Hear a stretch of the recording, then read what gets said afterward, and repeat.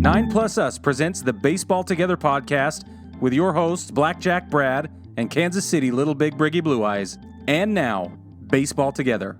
Welcome to this week's episode of the Baseball Together podcast, Baseball Family. I am Brad, and as always, I am joined by Brig.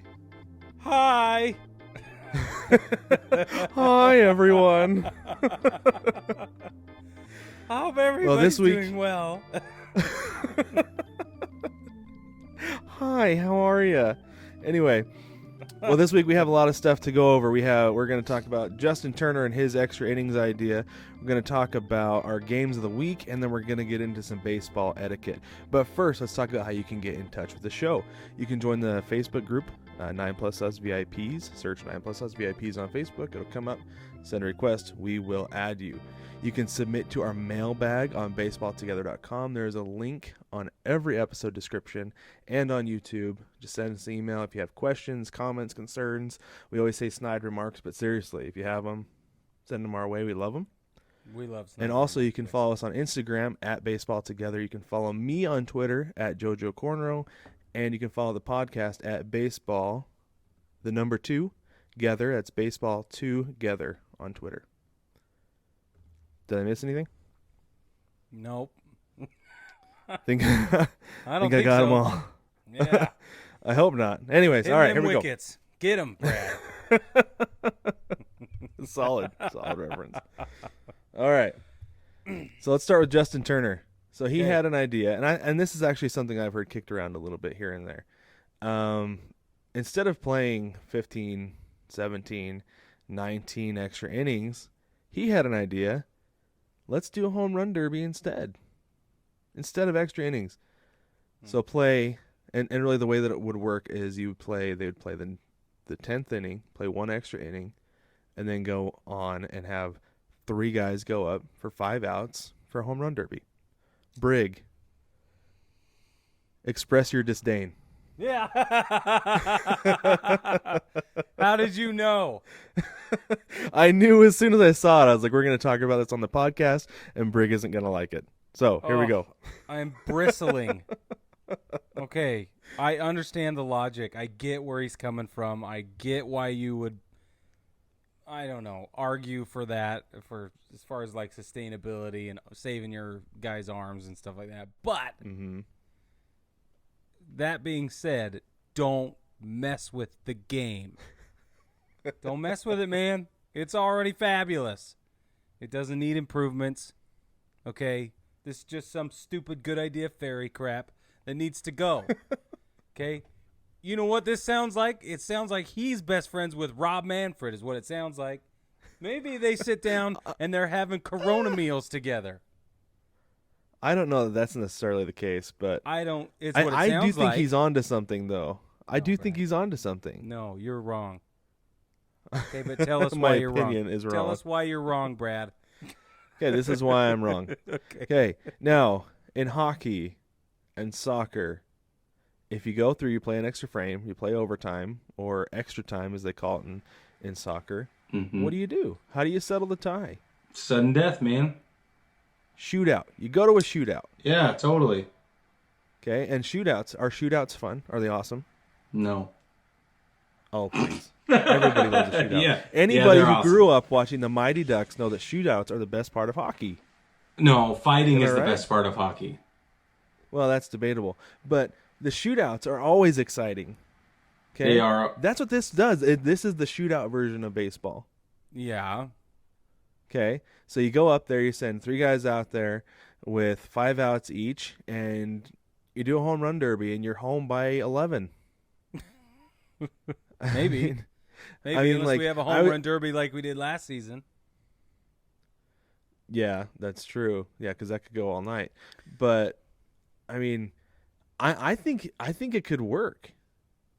You know, I mean, then like you said, you're saving arms. Guys aren't getting exhausted, and you're not running out of players. Period. By the time you get to the 5th inning, who are you going to go to pinch run to score the winning run? You've got your DH out there on third base who can't run, and there's a middle to shallow fly ball to the outfield. He can't tag and score. Right. They bring Like, in John you're Lester still to pinch tied. hit. Yeah, I know. Yeah, he's not going to tag up and score on a He middle to did. shallow fly ball to left field. No, but he did though. I mean, anyway, Jake Arrieta can pinch hit. I'm just saying, man. Would you want him to do that in June though? No, I mean no. No. See, That's when it See what I'm saying? happens, though. You That's save what guys, you prevent injury. You just go out there and have a home run derby. It's just like But batting practice. Everybody loves it. Yeah. I'm not going to be a disagree good with you that everybody loves it, because they do. And this level of degeneracy is acceptable only as far as, conversation dictates. That's it, though. And how about this? In a short season where you're trying to get as many games in as possible and Yeah. possibly playing however many doubleheaders, Yeah. why not? Save innings. Now See how it that goes. that makes sense. We could see how it goes. And you know what? I think I hate it because I know how many people will love it. And if we ever did it even for a minute, it would never go The back to the way contrarian. it's supposed to be. Well, at least it's not starting extra innings with the runner on second base. Okay, now that's absolutely true because that is Because- almost the worst idea ever. Because I feel like that is like straight up. That's like Little League. I mean, that's what we did in Little League, right? Yeah, it's blasphemy, man. and they did it It's in the just- minor leagues last year, and it Yeah, I I know. I had to explain Can't it do it. over and over and over again. yeah, because that just doesn't make sense. I feel like if you're gonna do it, either you do it traditionally or shootout style, because that makes sense. I Or you could really do minor league hockey and take one player out of the field every inning. So you start out with 2 outfielders and then 3 infielders. pretty soon And there's then a eventually just the shortstop pitcher and the out there. catcher, and the Yeah. pitcher's running out to left center to field the ball.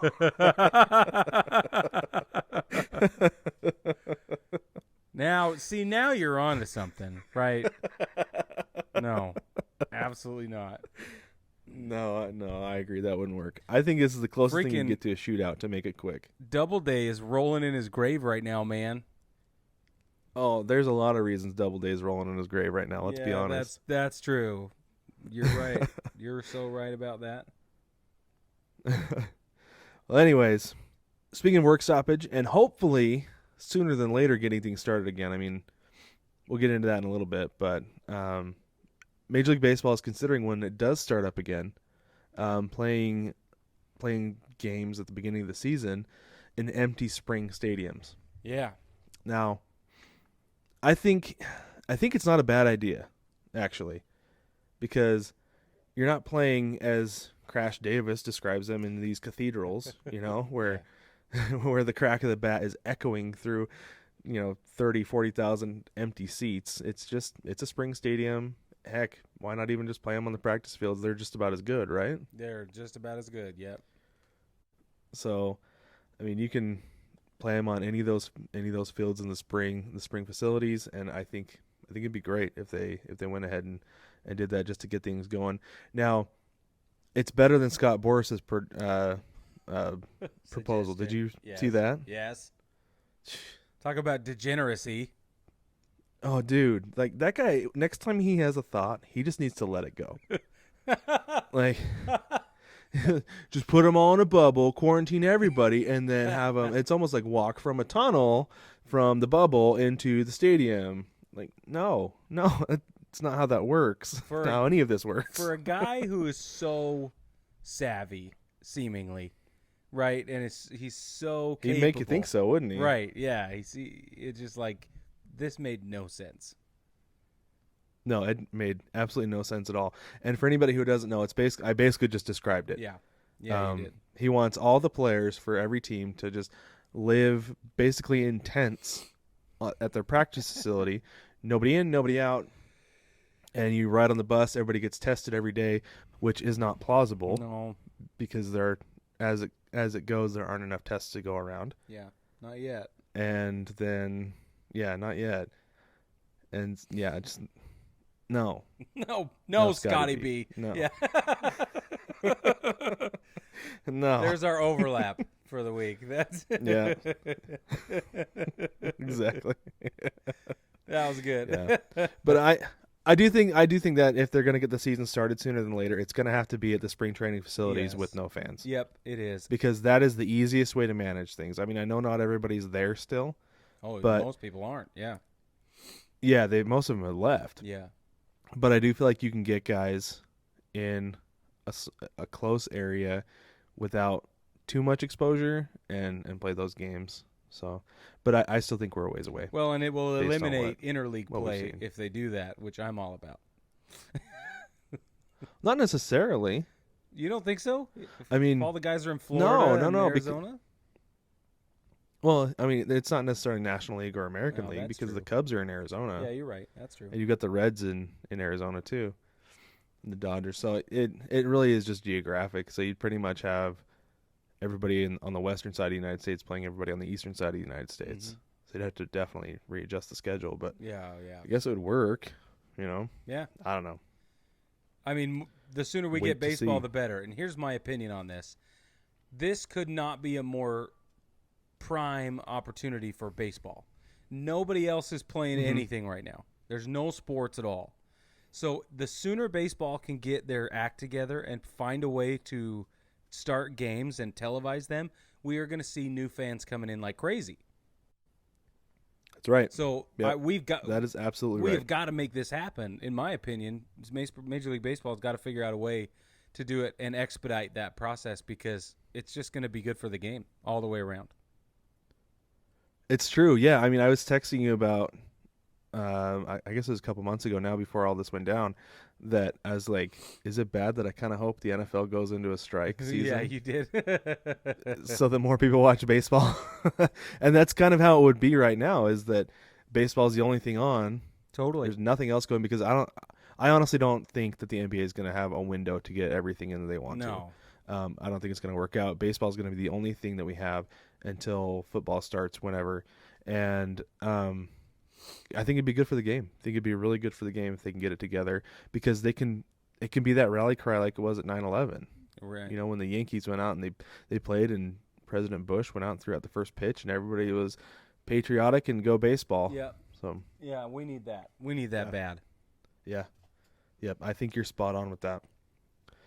All right, well, one last thing, talking about players not being in training camp and everything. We've got Max Scherzer living in his house in Florida, and he's not just sitting around playing MLB The Show like a lot of guys are or seem to be. I'm not going to say anything about workouts, Yeah. but he is actually working out. He has the Orioles catcher Brian Holiday and his wife are actually staying with him and his wife because they're all close friends and buddy from Scherzer's days and Holiday's days in Detroit. So, Right. so Scherzer and Holiday are buddies. Their wives are buddies. So they all just came together to stand at a house in Florida, and they're working out together. I think that's awesome. It is awesome. Yeah, that's a super cool thing. I didn't know this until you brought it up tonight, actually, and I thought, wow, that's Yeah. crazy. It's super cool. It's like Yeah, really it's- forward thinking. It really is. It really is. I mean, have you seen Marcus Stroman's bullpen that he has wherever he's staying right now? No. So he has it set up on a dock, like on a pier. Okay. So he has a mound, and then he throws out to the water. I don't know who or what is catching that ball. So like that's a cool idea. It looks Yeah. awesome. Yeah. But he doesn't have a big league catcher there helping him out. Right. So at least it doesn't appear to. And I think honestly Scherzer's preparation is better, as cool as Stroman's is. I think Scherzer's preparation is better. I mean, he could potentially be in end of spring training form by the time he comes back into spring training 2.0. Right. Which You will know? give him a huge So- edge. Big time edge over everybody, which would in turn give the Nats an edge. And who knows, shortened season, anything can happen. Maybe we'll see a repeat for the Maybe. first time this century. I don't know. Yeah, right. Yeah, that's awesome. Anyways, well, before we go take a break, let's talk about COVID-19 real quick. Everybody, please just stay home, stay quarantined. Don't go out and make unnecessary trips so that we can get this thing knocked out. We can flatten the curve and get back to baseball and get back to our lives. Now let's go ahead and take a break for the COVID-19 PSA. COVID-19, better known as coronavirus, has spread throughout the world. There are a few ways to help lower the spread of this respiratory disease. Wash your hands. Avoid touching your face, including mouth, nose, and eyes. Cover your coughs and sneezes. Monitor your symptoms and consult with your doctor. Stay at home and away from other sick people except for medical care. Clean and disinfect high-touch surfaces. For more information, please visit cdc.gov/COVID-19. Thank you.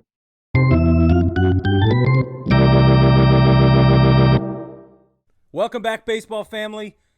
In case you didn't notice, Brad and I are wearing brand new T-shirts. We also have pirate flags behind us. I don't know how you missed it, unless you're listening instead of watching. That's right. Then you probably missed it completely, which is totally acceptable for all of you listening. Shh, don't judge me. Leave me alone. Anyway, it's not your fault. It's ours. Here's the plan. Here's the idea. These are our pirate baseball T-shirts. We released them this weekend on our 9+us VIP group. It's very, very exciting. We've been holding off on this for a long time, but we knew that during the coronavirus crisis, craziness, chaos, whatever alliterative I think we should use, we decided it was time to have some fun, and we dropped a new design. That's right. Brad is wearing one variation of the design. I am wearing the second variation of the design, and it's just a pirate design, baseball themed. Yeah, it's awesome. So it's super cool. So let me point something out here. So on the skull, you got like the skull and crossbones. Mine is skull and crossbats. Okay, but the thing that you probably can't see on the video is instead of like where there's like normally like a skull fracture, like you can see on my flag if you're watching on YouTube, it's baseball stitching. So that's super cool. And actually, if all the way down to the eye patch. Yeah, and actually, if you watched Wilson's segment when he hosted with me, there's a picture of us at a game in Arizona, and I am actually wearing this shirt because I wore it to the Peoria Sports Complex. So, because I love it that much, it's fantastic. Yeah, we love these shirts. I'm wearing the more simple one. There's no cross bats, and there's no distressing on the shirt. It's just a simple, clean white pirate flag. Now, one thing I want to tell you before we get into our games of the week, okay, is that these also come with a hat variation, which we will show you at the beginning of the next segment. So stay tuned, and we'll get into that. Yeah. But these are live right now on the shop right now. Yes. Yeah. So you can jump. We'll put a link in the doobly-doo. Yes, there's always a link in the doobly-doo. Just like there's always money Brad. in the banana stand. Let's hope so. Unless you burn it down. $10,000 in the banana stand. Don't burn that down. That's right. Don't do it. Yep. Okay, Brad, which game did you watch this week, man? I watched probably one of my favorite games I've ever watched in my entire life. I was 9 years old. The 1995 ALDS Mariners versus Yankees. Okay. Oh, you would. Yeah, I would. This game was magical, and I haven't watched the whole game start to finish since it happened. Okay. Yeah. Now I've seen the way the game ended. I'm going to save spoilers in case you don't know. I've seen that walk off at least 1 million times, and I don't know if I don't think I'm exaggerating because I watch it on a semi-regular basis. Anytime I come across it, I watch it.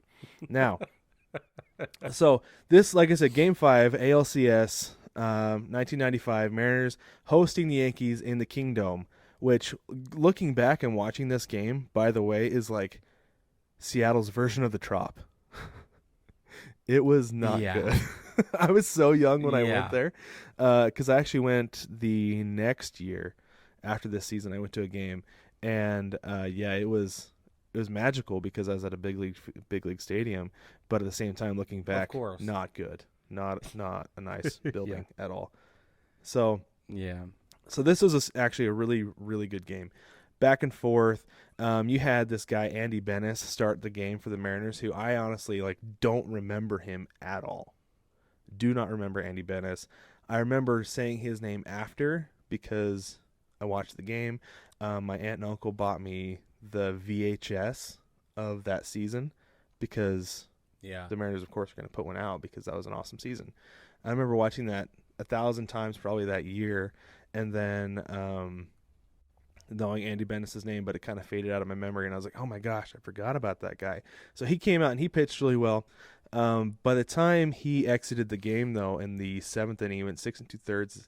It was 4-2 Yankees, and it looked like, Tony Fernandez was unstoppable. He had 2 doubles. Don Mattingly was, I guess he had 1 double. He had a ground rule double down the left field line, but he's one of those guys who anytime he stepped up to the plate, it was like, ugh. What's he gonna do? You worry. Yeah, exactly. Donnie baseball. Yeah. So speaking of which, let's go through real quick. I just want to go through the lineup. You had Wade Boggs, Bernie Williams, Paul O'Neill, Ruben Sierra, Don Mattingly, Deion James, Mike Stanley, Tony Fernandez, Randy Velarde, and David Cohn started the game. Yep. And I think it goes without saying that's the team that they won the World Series the next year, didn't they? In '96. Yeah. Yeah, for a good reason. Those guys. That's a little bit of a different roster, but yeah. Because I think the next year is when Jeter started at shortstop, and which is funny because you saw him in several shots throughout the game. He never made it into the game, but you did see him. He was there though, wandering around the dugout, which was really cool to see a really young Derek Jeter. So he looks like a little boy. He did. He did look like a little boy. It was insane. So funny. So young. So anyways, for me, the game didn't really get really good until the 8th inning when the Mariners came back. They scored 2 runs in the 8th inning. Griffey hit a 1-out shot to right field, and it just watching that home run just brought back all the feels. Oh, yes, I miss it so much. Watching a Griffey home run to right field because it's fantastic. It's magical. Yeah. And then Cone, he pretty much gassed at that point, walked the bases loaded. And at one point, Lou Piniella, who was managing the Mariners at the time, was looking around, looking up and down the bench, looking for somebody to pinch run for Tino Martinez on second base. And who comes out of the clubhouse but a recently 20-year-old Alex Rodriguez? Yeah. And as he's come out, they're saying, this is a youngster with a bright future. Shortstop of the future for the Mariners. Yeah, it's true. It's so crazy. He's so young and so green. Just watching him come out there, it looks like he kind of looked like a little bit like deer in headlights. You could tell he was confident, but at the same time, it was a big moment for him. And just kind of looking around, checking everything out, taking it all in. It was really cool to see that young of an Alex Rodriguez again. He ended up scoring the tying run. 4-4, nothing eventful in the 9th inning. Randy Johnson comes in to shut down the Yankees for a couple innings, but then in the top of the 11th inning, you get let me scroll down here real quick to remind myself who it was. You had, Tony Fernandez got one of his 2 doubles, ended up on second base, and then you have who was it came in? Nope, sorry. Mike Stanley he walked, and then that's what it was. There was a different inning that because Fernandez had 2 doubles in that game, so that's why I was thinking that was one of them. Sorry. Mike Stanley walks. Tony Fernandez bunts him over. That's what it was.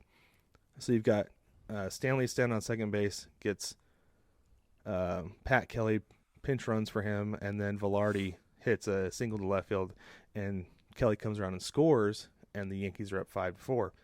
And at that point, the Kingdom is just everybody's just stunned. Devastated. You've got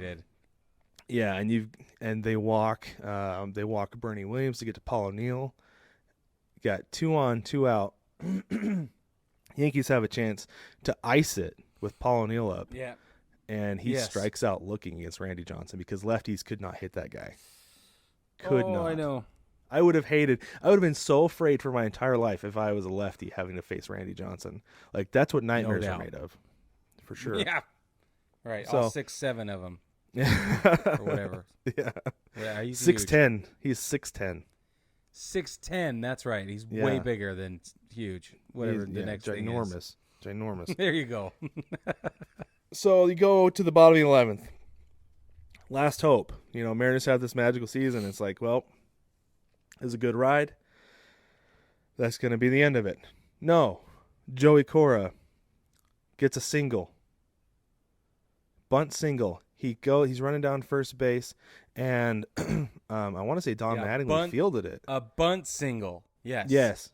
Yeah. He bunted it down the first base line. I want to say Mattingly fielded it and went to tag him. And he kept his feet inside of that lane that the runner has to stay in on his way down to first base, right? But he kind of contorted his body, like bent his back, and it was like it was crazy to see him do it. Avoided the tag, dove in, touched first base, safe. Okay. Now this is the first time. This is the first at bat Griffey has had all game with somebody on base, because Cora hit a solo home run in the third inning, and they said, you want to have Griffey up with nobody on base. Well, unfortunately, you're down 1-0 because Cora hit a home run. He had 3 home runs all season. He hits a big one in the third inning. Yeah, right. Of course he does, right? Yes. And if you're wondering, yes, Joey Cora is Alex Cora's older brother, and personally, Right. if you ask me, the better of the two players. But that's neither here nor there. Anyway, so you've got Cora on first base after a bunt single. Griffey singles up the middle to center field. Cora goes first to third. So you got first and third, nobody out. Who comes up? Edgar freaking Martinez. Holy smokes, you guys. A guy who is in the Hall of Fame because of this moment, arguably. Partially because of this moment, but really because of the DH. I mean, they talked about it in the game. They said if it wasn't for the DH, he wouldn't be in the game anymore. I didn't realize. I always knew he couldn't play third base, but I didn't realize it was because he had a knee injury that essentially would have ended his career. Yeah. That's why. But I mean, as my dad. That's right. That's why, as my dad says, Edgar Martinez runs like he's mad at the ground.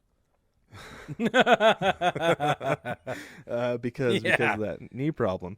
But so here he comes up, and it was magical. A magical moment. It was unreal.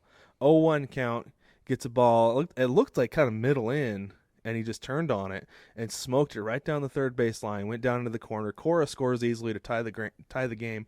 And before this moment, I never thought of Ken Griffey Jr. as a speedster.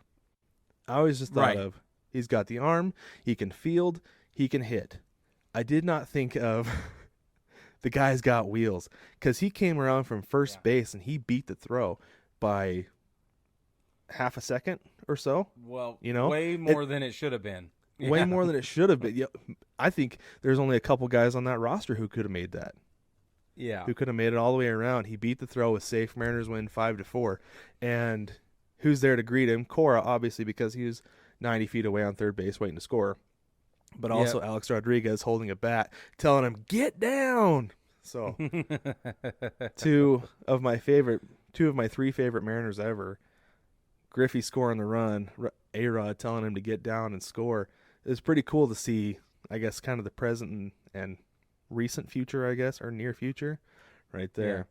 So yeah, it was cool. And like I said, the first time I watched that game since it was live, and all the feels, got all the feels, you guys. It's really cool. I don't know what game I'm going to watch next, because I feel like everything just kind of pales in comparison to the 95 slide. Yeah. I'm going to put the link to the game. I'm going to put the link to the game in the doobly-doo, so you can go watch it if you'd like. Yankee fans, it's probably pretty painful, especially watching David Cohn kind of gas out there at the end. Yeah, we don't like that game. But if you're a Yankee hater or a Mariner fan, it's a great watch. It's an absolutely great watch. Everyone else. Yeah, exactly. Everyone else in the world, you will love that game, because it was amazing. It was so amazing to watch that game again. So much fun, and I'm looking forward to watching others kind of like that as we continue into however long this whole mess goes. So yeah, for sure. All right, Brig, hopefully they keep the vault open long enough. Yeah, I think they will. I think they'll be able to. I think they'll keep it long enough. I think so. Brig, now that I've gone nostalgic, what did you watch this week? Okay, so I wanted a game I don't remember. Okay. I wanted a fresh one-off game, and I was, let's see, in 1991 I was 4, so no chance of me remembering this game. But I watched the 1991 World Series Game 7, Twins Braves. Nice. In the Metrodome, or whatever they called it. Yeah, the Homerdome. Metrodome. The Homer, yeah, right. The Homerdome. It's the Homer Metrodome. Dude, I'll look up the name while you talk. But yeah, it's No, something to do with that. It's the I got it right here. It's the H. Humphrey Metrodome. Hubert H. Yeah, the Humphrey Humphrey Metrodome. Metrodome.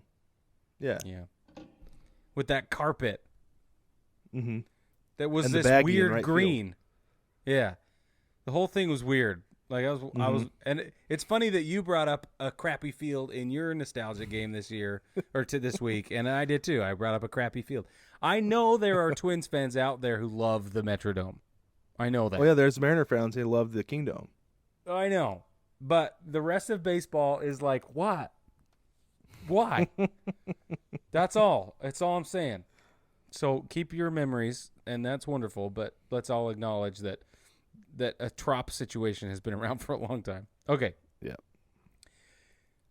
The important context here, there are a couple things you got to know. Kirby Puckett is the man at this time, okay, which we all knew, but he walks it off to force a Game 7 with a walk-off homer, okay, in Game 6. Mm-hmm. It was just absolutely epic.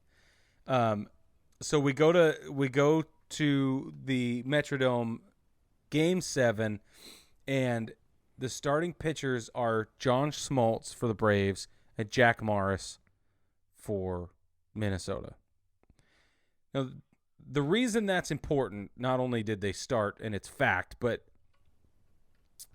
John Smoltz grew up watching Jack Morris. In fact, Jack Morris was John Smoltz's idol, was his hero growing up. He would sit there and watch Jack Morris play, and then he would go outside and try to pitch like Jack Morris when he was a kid. Nice. So here they are facing each other in Game 7 of the World Series. That's amazing. And Smoltz, who's now in the Hall of Fame, had just a real crappy second half that 91 season. Super young guy at the time. Morris is in the peak of his career, just right at the pinnacle. And the game goes scoreless through 7. Just get that out of the way, okay? Scoreless through 7. It's absolutely ridiculous. Then in the 8th inning, there's a 3-2-3 double play, which is amazing. Ground ball to first base. First base throws to home.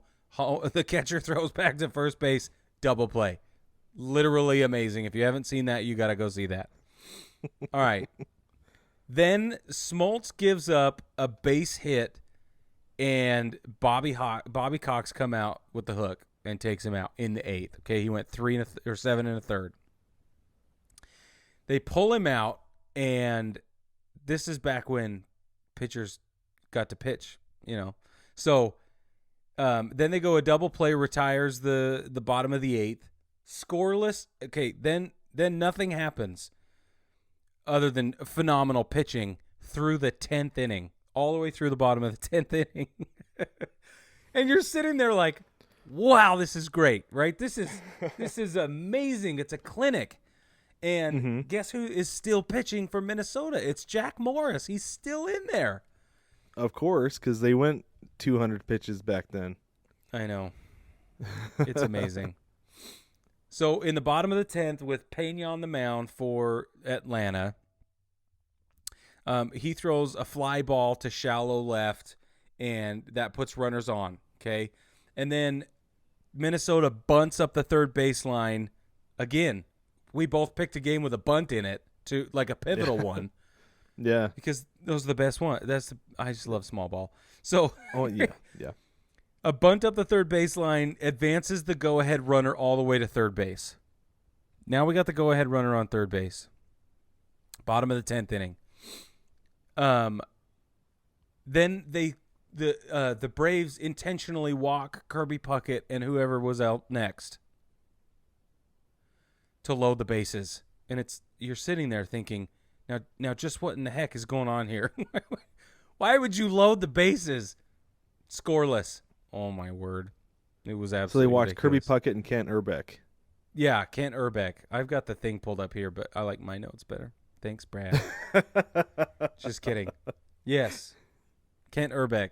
So then they get a base hit to left center. Gene Larkin walks it off. Twins win 1-0.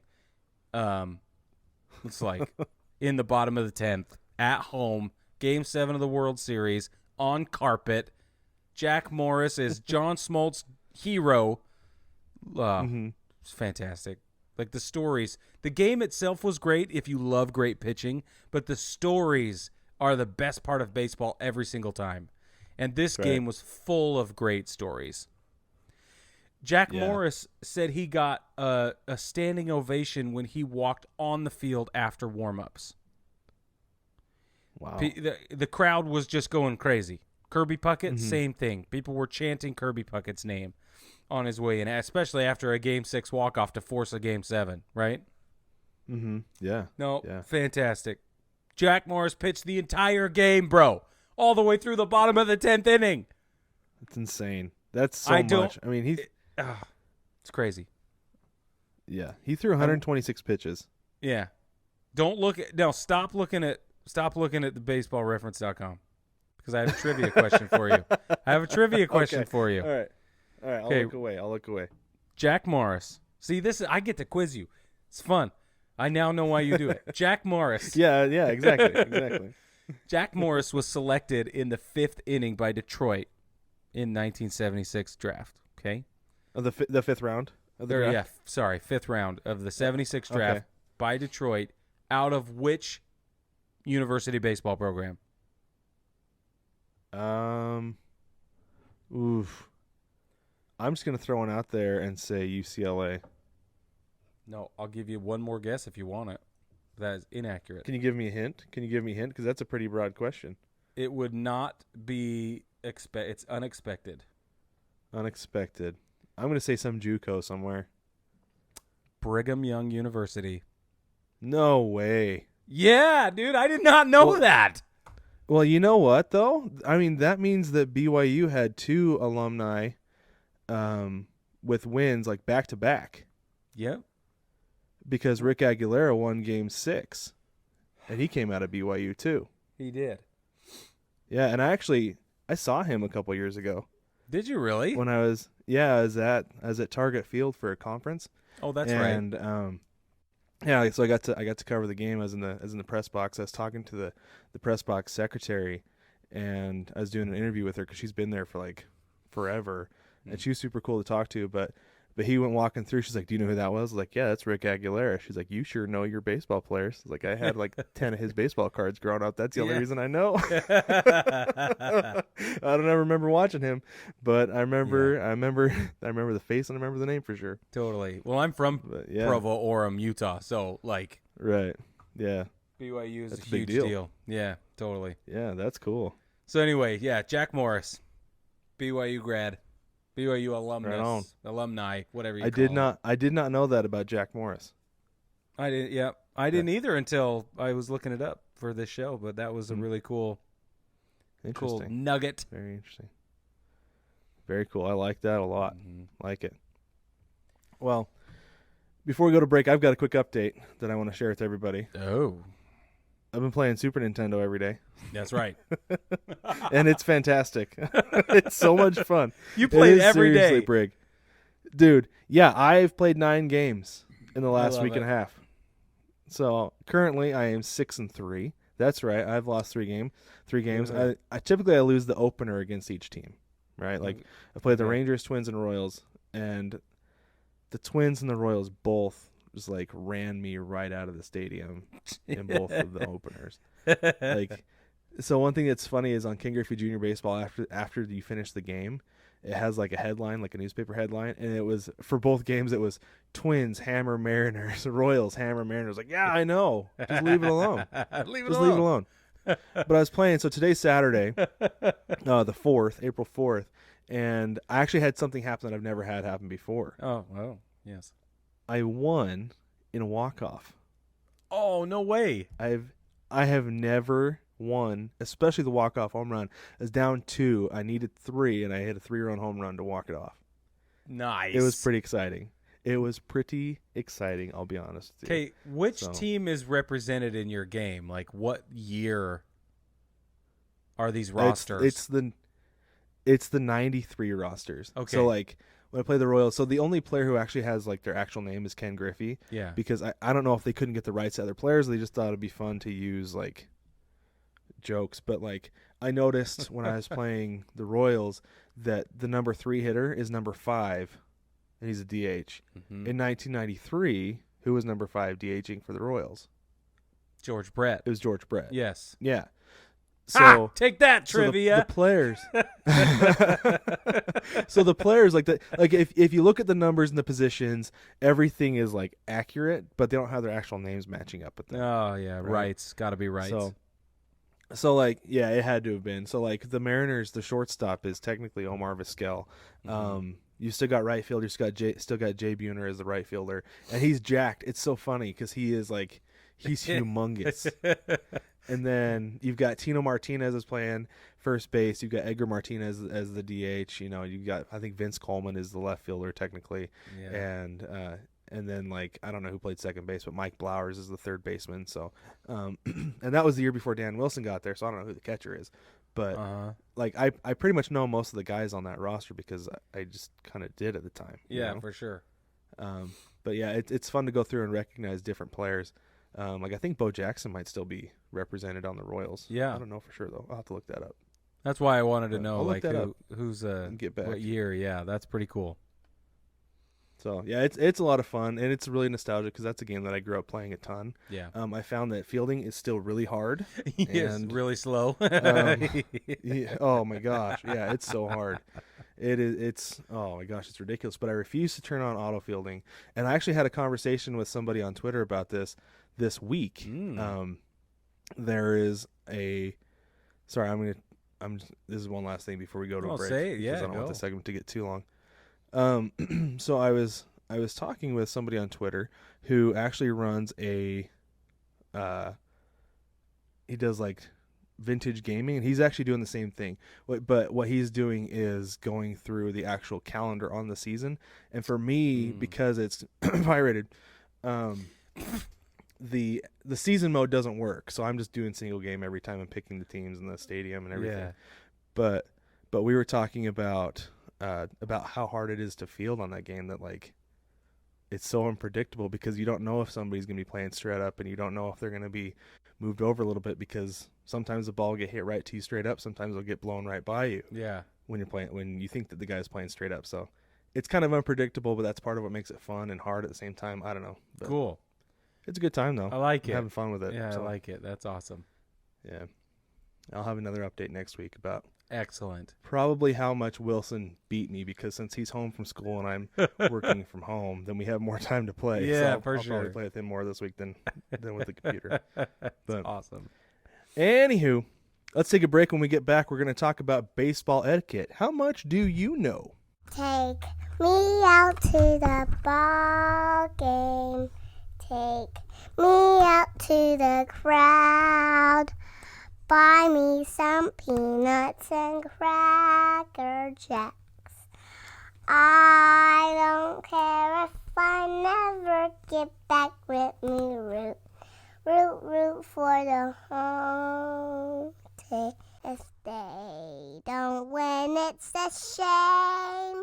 For it's 1, 2, 3 strikes, you're out at the old ball game. Shop kids' baseball shirts at 9pluss.com.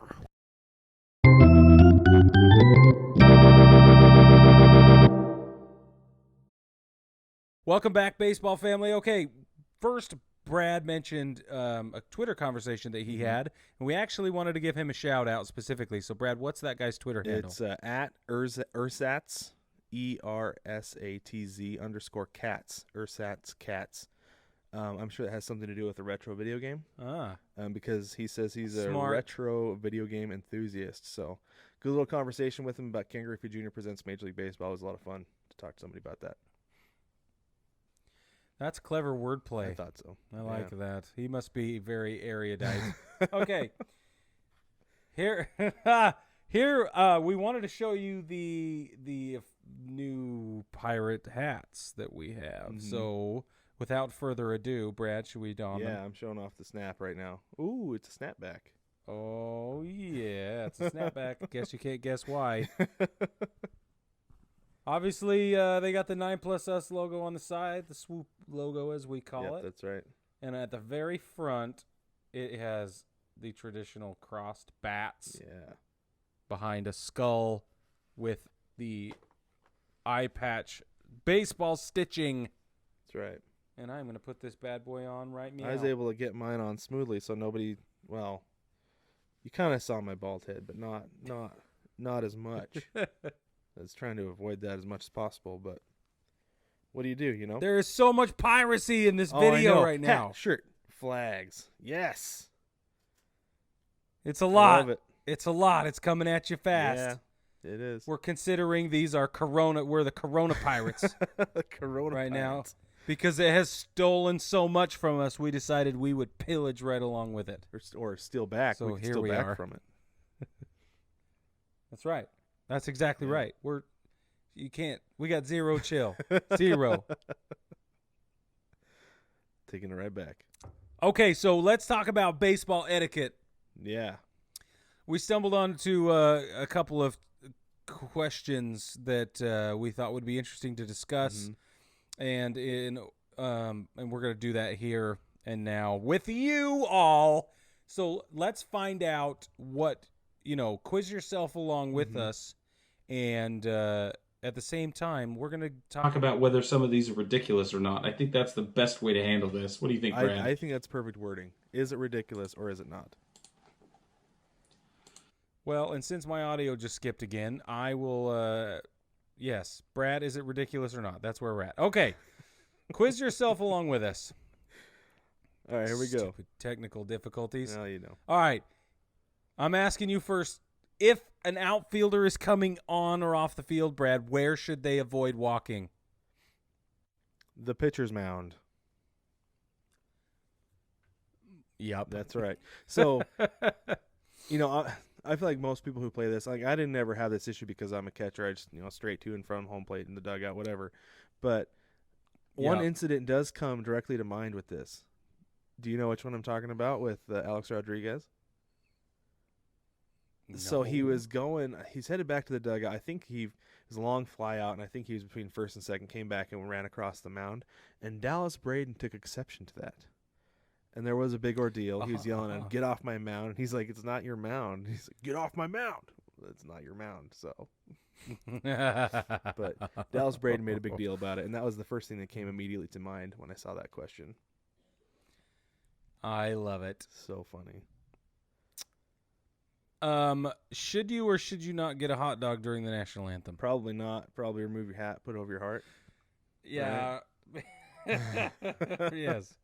How about this, Brig? Super duh. Have you ever been in the hot dog Okay. line when the national anthem is being sung?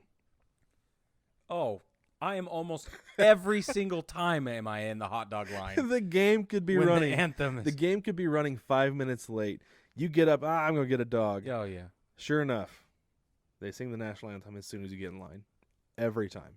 Every time, Yeah. man. Every single time. Or they could sing it early because that is a you're like, regular occurrence. Now's the time. Go get a dog. Oh, they're singing the national anthem right now? yeah.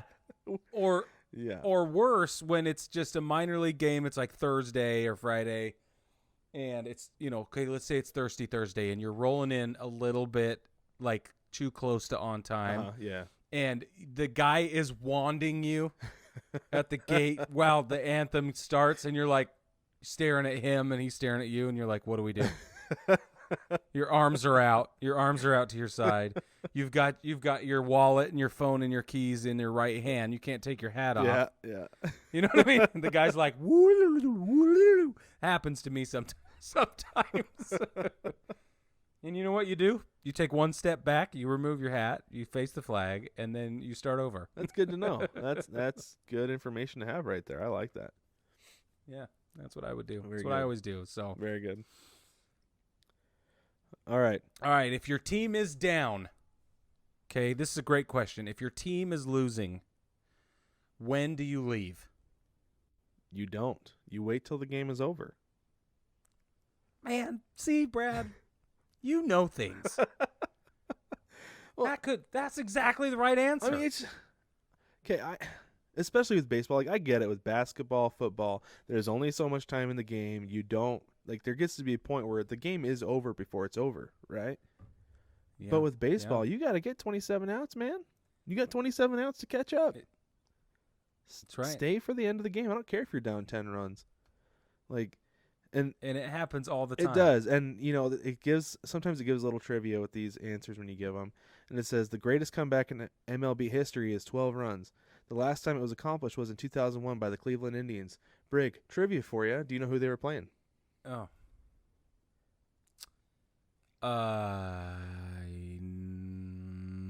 I specifically remember this game. I don't know. Sunday Night Baseball, August of 2001. I was driving to Utah with my family. We were listening to the game on the radio. We were driving to Utah to visit some family. Indians and Mariners on Sunday Night Baseball. Oh, really? Yep. And the Mariners were up. We're like, oh, my gosh, this is so fun to listen to. This is awesome. The Mariners are going to win. And we were, seriously, man, the middle of nowhere. We're driving, and we're barely getting a signal. And we're listening as the Indians full-on come back from being down 12 runs.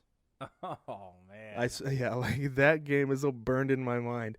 I want somebody else to come back from 12 or 13 runs so that one does not keep getting brought up because it hurts so bad. Yeah. In fact, I think we were driving to Utah for my sister's wedding, now that I think about it. Nice. Yeah, it was. You all got there bummed out. Yeah, absolutely. Yeah. That's awesome. Unreal. Okay, so next question.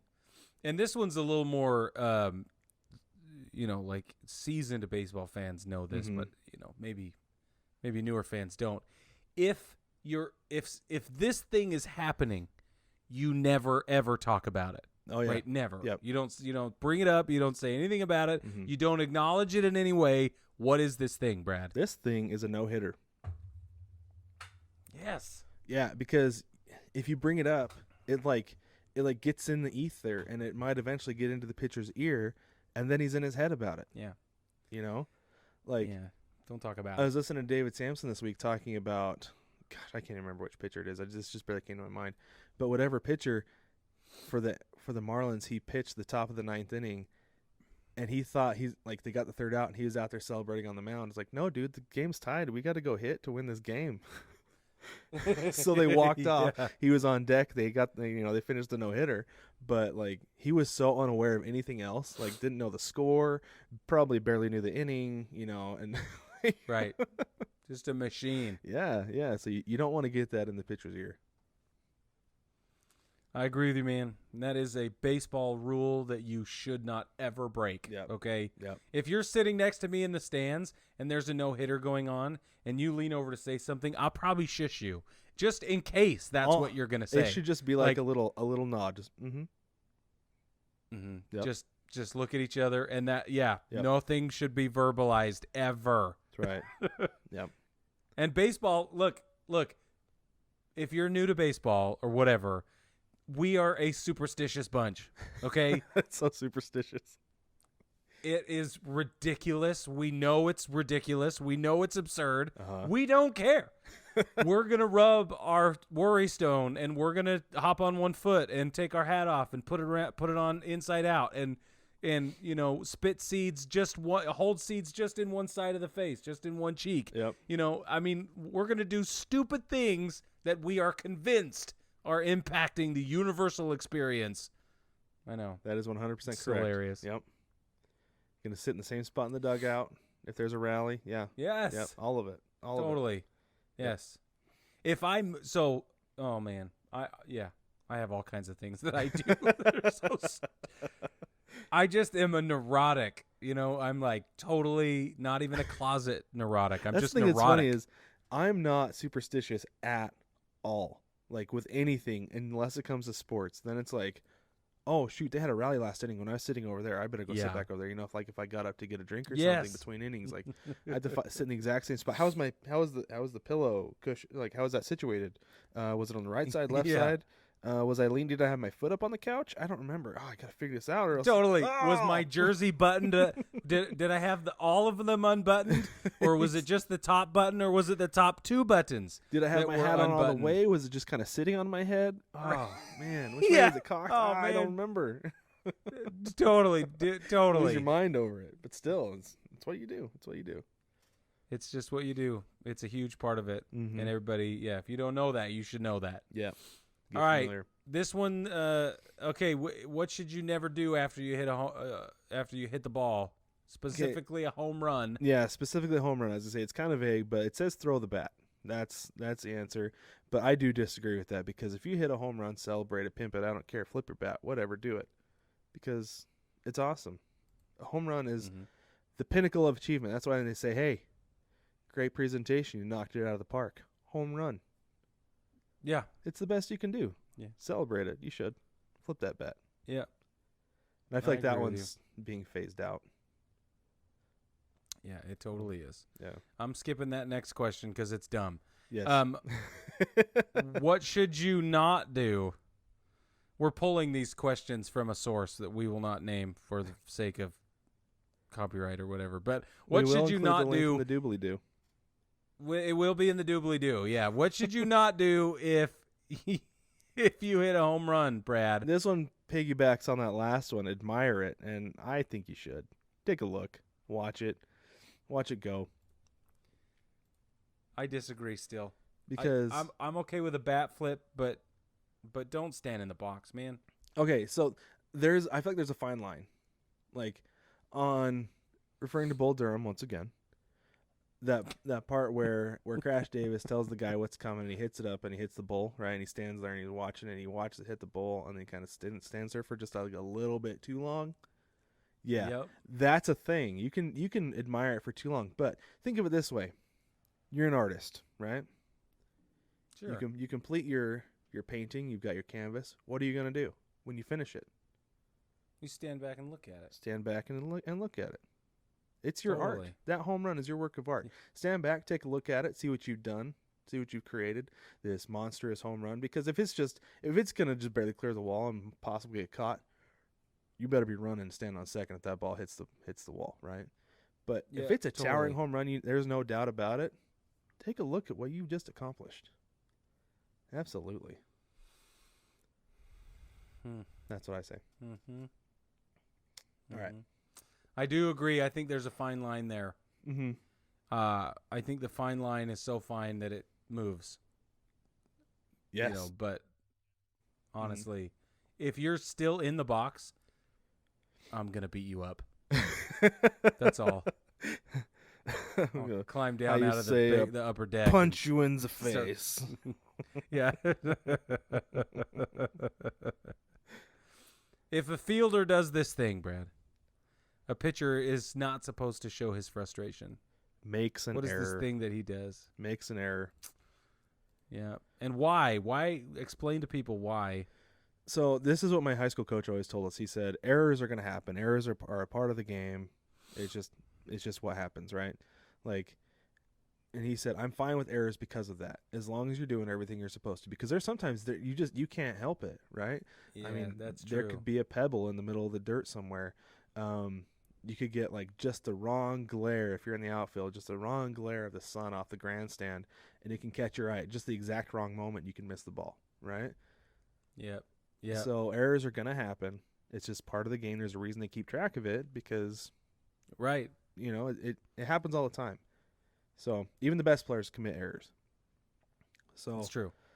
And yeah, so you as a pitcher you can't be frustrated about it because that could wreck a guy, right? Yeah. Like they can pile up really fast. They can get real ugly. So just, hey, you'll get them next time. That's all you got to do. Right. Keep your head up. Well, and it's all about the one fight, one team kind of mentality for me, right? Like you're still teammates. You're still doing the best you can. And it's not your place as the pitcher to pull that guy out or make a roster change or give him a pep talk or whatever. They have coaches and managers for that. So yeah, exactly. Anyway. Exactly. So another no-hitter question. If the opposing team the pitcher is throwing a no-no, what are you not supposed to do as the opposing team? Okay. I don't agree with it, but you're not supposed to bunt. Right. Because if you're losing, you're getting no hit. What do you need? You need to get on base. Like play to win. You play to win the game. If that's what it takes. Yes. Like part of a no-no is everybody doing their part to get the outs. Yeah. And if you're like, oh, it's a no, I can just play back. He's not going to bunt. Like that takes away part of the game. So Yep. I think it's a bad one. I don't like it. I think it's bad etiquette as well. I think you should absolutely bunt to get on base. But Yep. if you see this in a game, if you see a no-hitter going, what we call a bid, right, a no-hit bid, yeah. and a guy drags a bunt or something, that people are going to get super, super upset, and that's why it's like a cardinal. Well, maybe not cardinal, but it's one of those unwritten rules that you don't bunt. Yeah, and I don't agree with it. I think you play 27 outs to win the game, like we said. And and here's the thing: if you're a guy who bunts, absolutely, like go ahead. But if you're a power hitter and you're just up there to bunt to try to get on base, like, I can kind of see it because that's not necessarily what you're doing. It's kind of petty at that point. Yeah, yeah. But at the same time, with the bunt, you're just trying to get anything going. That's exactly how I feel. Now, if it's the bottom of the ninth and you drag a bunt, I'm gonna be upset, or the top of the ninth. Like now that's where my line is. It's like, come on, man. But again, I still think it's okay as long as you're a bunter.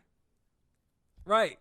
Yes, I can see that. But for like, me, it's like it's not my job to help you get a no hitter. Yeah, exactly right. I'm trying to not get no hit because that's embarrassing. That is embarrassing to get no hit. Right. So. Like, and why is baseball so sanctimonious to think that pitcher needs your help? I don't know. Yeah. Like, I feel like if a guy like D. Gordon gets up there in the ninth inning and drags a bunt, it's like, okay, that's what he does. But if, like, totally, if Aaron Judge were to get up there and be like, I'm not seeing the ball well, I'm not hitting the ball at all, obviously, like, I just want to get something going, I'm going to drop a bunt, like, that's where you're like, okay, yeah, no, that's not what you do, buddy. Not your role. Yep. Okay, I can see that. That's a good one. Yeah, that's kind of where I come in on it. Okay, next question. I think this one's important because it's been a problem in the past.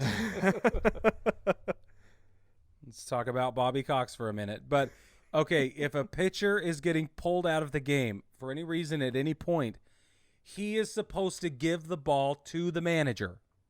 Right. Okay, he's not supposed to drop the ball in the dirt on the mound. He's not supposed to give it to the catcher or any of the infielders that might have showed up to send him out. Or throw it over the center field fence. Or throw it over the center field fence. I was waiting for it. Because looking back, that's so funny. It's still funny. It's the best example ever. It's just so funny to me. We got to find a link for that and put it in the doobly-doo. I will. I'm gonna. For anybody who doesn't know, Trevor Bauer got taken out of a game right before he got traded to Cincinnati last year, and as Terry Francona was coming to take him out, he wheeled around and just crow hopped once and threw the ball over the center field fence. So funny. Oh, but it's my a gosh, major faux pas. Like, it's so disrespectful, you know? So funny. All right.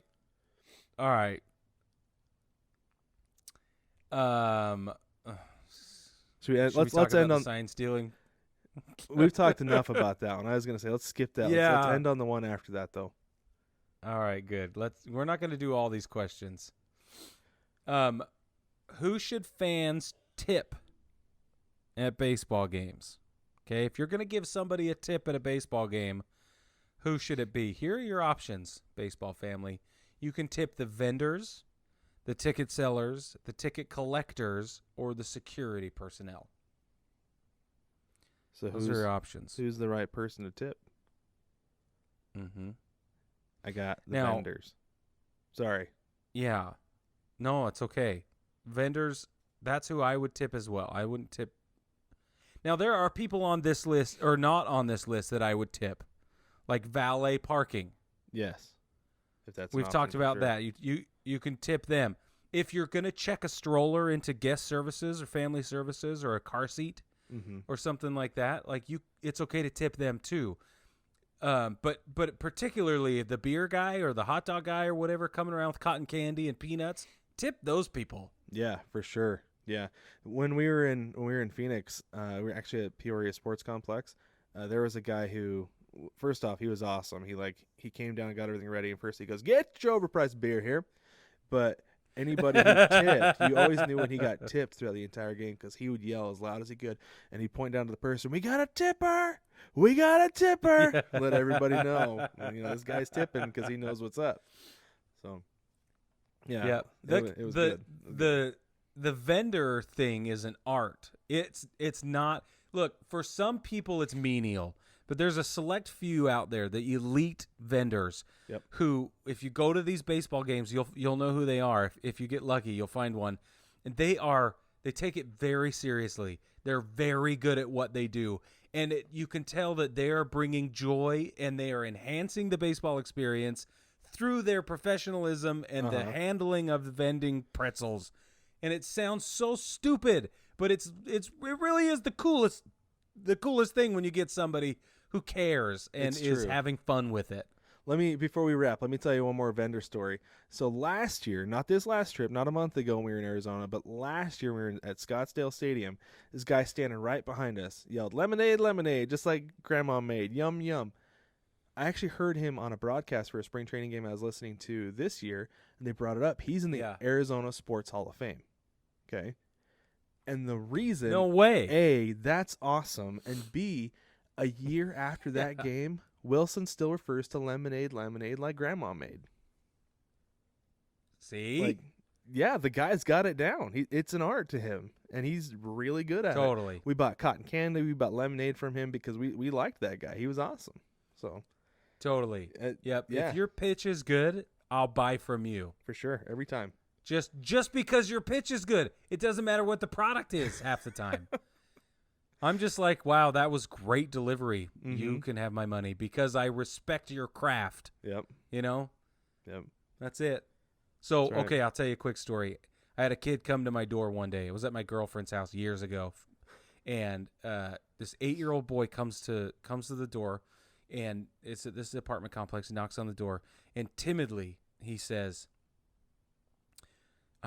"We're selling this coupon book for my mom who has cancer or whatever it was and has some medical bills." Anyway, the kid was looking down and handed the tickets up to me, the coupon book or whatever it was, and it was like 8:30 at night. It was dark. It was cold. And his dad was working canvassing the apartment complex, and he was canvassing it by himself. And I was like, holy cow, this is a serious situation. But I told the kid, I was like, look, man, I've sold door-to-door a billion times, okay? Here's what I want you to do. Gave him a couple of tips. I shut the door. I said, I'm going to buy your thing, but I need you to try this differently. I shut the door.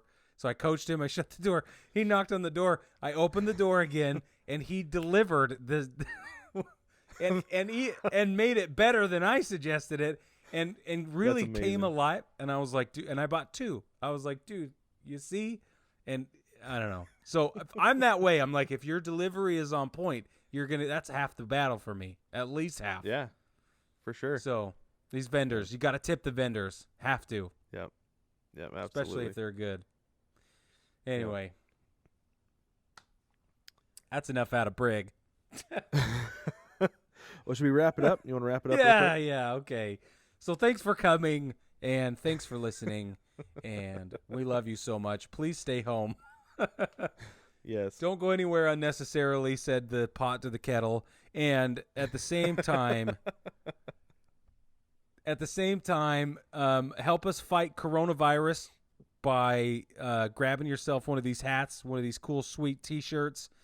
And, they're on hoodies and everything like that in the shop at 9plusus.com, NINEPLUSUS.com. Got them in all the sizes and shapes, and we did them in black. They're all in black, so I hope you like black. But yeah, jump on there, grab yourself something nice. Don't forget it's Autism Awareness Month, and everything we're donating, we're still doing 20% of the profits from the Autism Awareness T-shirts going to alternative baseball. So don't forget to jump on there and grab one of those because they are awesome. That's right. And don't forget to jump on baseballtogether.com. You can read about baseball. You can watch the podcast, listen to the podcast there. I'm going to stop making promises because I just get so busy that I forget to do anything. But yeah, me too. Me too. But I really want to get a video together and write about our experience in Arizona. And it's going to happen one of these times. I'll let you know for sure when it's up. but it'll get there. It'll get there. Yeah, Don't worry. It'll be But- great. But you can submit to the mailbag while you're there. Let us know if you have any questions about anything. If you take this quiz and you're like, why on earth is that a baseball etiquette thing, or you have a comment about it, let us know. You can submit to the mailbag. You can tweet at us at Baseball Together, and you can tweet at me at Jojo Cornrow. Whatever, we'll answer your questions. We'll give you shout outs, everything on the podcast. Don't forget to like. Oh, sorry. Go ahead. No, one more thing. We want to see your Corona beards. Okay, so get on. Oh the, yeah, show us your Corona beards. Yeah, Brad's winning, but get on the group, the 9+us VIP group, and post a picture of your Corona beard. We want to see it. That's right, definitely. And while you're at it, don't forget to like, subscribe, and rate, review the podcast. Tell your friends about us. Baseball family, stay safe out there, and we will catch you next week.